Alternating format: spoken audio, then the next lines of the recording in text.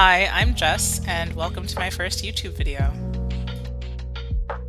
I, like everyone else, have a ton of free time lately, so I've been wanting to put up a video, and I was struggling with not really loving any of my drawings or paintings lately.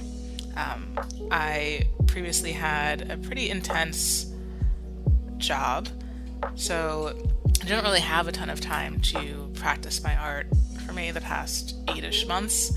So this is pretty much me getting back into drawing and painting, and I've had this Himi gouache set for probably about that same 8 months, and I haven't really gotten a chance to play around with it. It's kind of freeing to not use professional grade products and to actually be able to feel free to play around and paint and repaint, as you'll see that I do on this piece. And I also wanted to start practicing gouache and learn how to render with gouache. So I have an opaque paint alternative to oil paints, because I do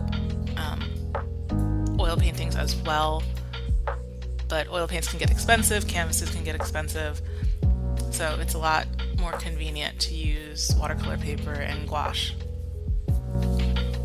This sketch is basically an edited version of a picture from Pinterest, and I added a feather and decided on my own colors, which may or may not have been a good idea.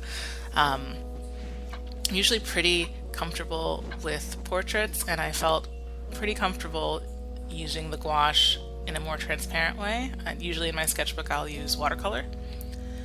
So I felt pretty good at this point, but as you'll see, I end up second-guessing myself and completely repainting the face, which was maybe a mistake.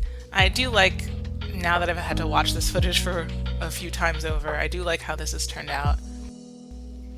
And I finally got a chance to experiment with these paints, and I'm excited to kind of get back into painting more often and to just do a bunch of pieces and get past what might be a little bit of a plateau that I'm on in terms of my art skill.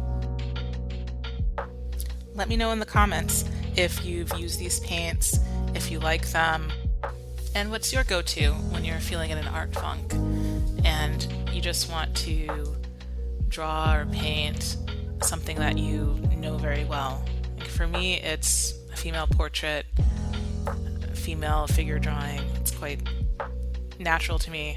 I've practiced those things a lot, but I would like to work on landscapes and still lifes and expanding my visual library and repertoire of things that I can illustrate. That's all I really have to talk about today, so I'll leave you to watch the rest of the video. See you next time.